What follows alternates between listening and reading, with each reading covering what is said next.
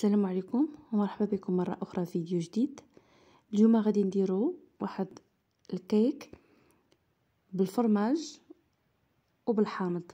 الصراحة داك الخليط أو التجانس اللي كيجي مع حامض وجبنة الماسكاربون كيعطي واحد البنة خطيرة للكيك. جربوه وردوا عليا الخبر.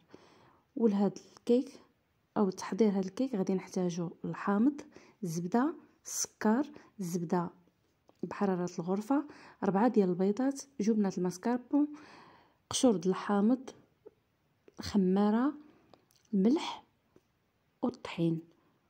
وكأي كيك عاديه غادي نخدمو البيض والسكر وواحد القبيصه ديال الملح،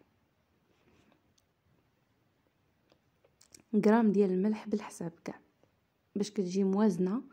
صراحه كتجي فنه، كتجي المذاق مغاير. يعني كيكه نورمالمون حنا ديما كناكلوها بداك الطعم حلو ولا فخويساك ولا هذا، ولاني بالفرomاج كتجي صراحه كتعطي واحد اللوغو ديفيرون، صراحه غزال. المهم كيف قلنا غادي نديروها عاديه مليحه، سكر والبيض غنديروهم في الباتور يتخدموا مزيان.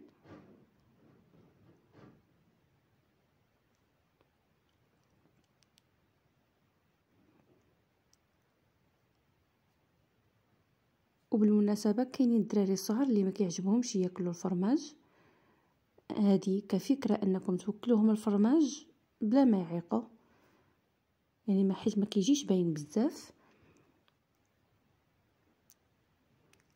هنا من بعد ما كيرجع عندنا الخليط هكذا متجانس كنزيدو عليه 15 غرام ديال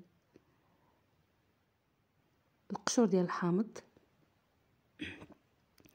وجبنه الماسكاربون 100 غرام،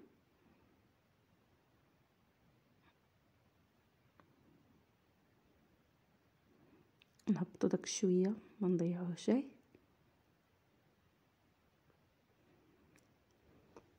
كنعاودو نخلطو. هنا كاينين شويه ديال لي كريمون ماشي مشكل، هذيك غير الجبنه ديال الماسكاربون ماشي شي حاجه، بلي غيطيب غيدوب كلشي.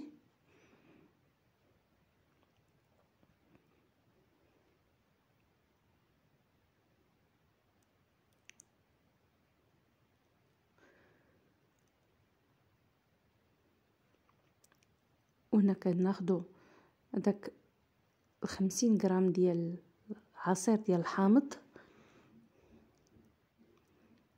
كنزيدوها وحنا كنخلطوه.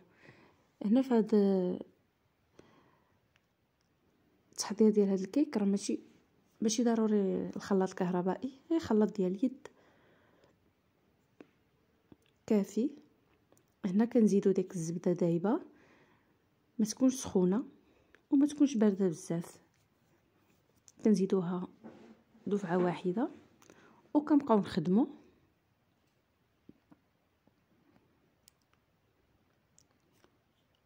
حتى كتدخل مزيان مع داك الخليط. ومن بعد كناخذ ديك الزليفه كنزيدو فيها ديال الطحين، كنزيدو فيها 9 غرام ديال الخماره، كنخلطوها بحال هكذا وكنزيدوها. هنا انا قلت عبره علاش غنبقى ندير نص بالنص، هو داكشي يعني واخده العبار، ما كاينلاش ندير نص الكميه ونعاود نزيد كميه واحده اخرى.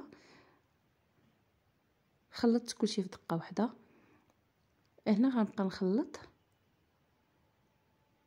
وكنخدم باش ما يتكونوش ليا لي كريمون صافي.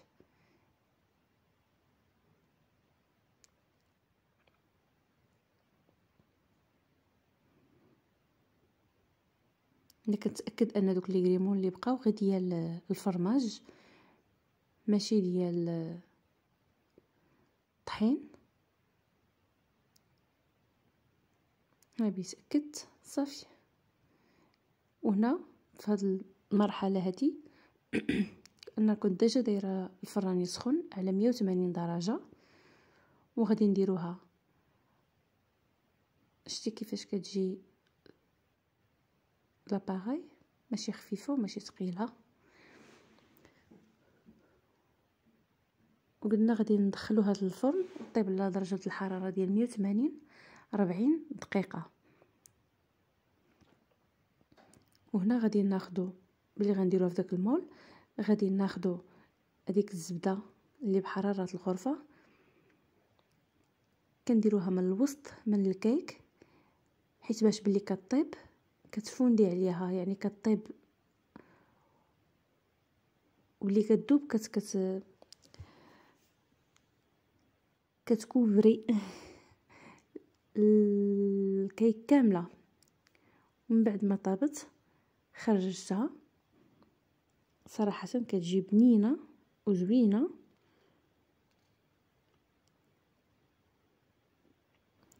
كنتمنى الاعجاب ديالكم ومبروك عواشركم، والى فيديو اخر وبصحه والراحه، ومبروك عواشركم ان شاء الله. وبصحه والراحه. بسلامه.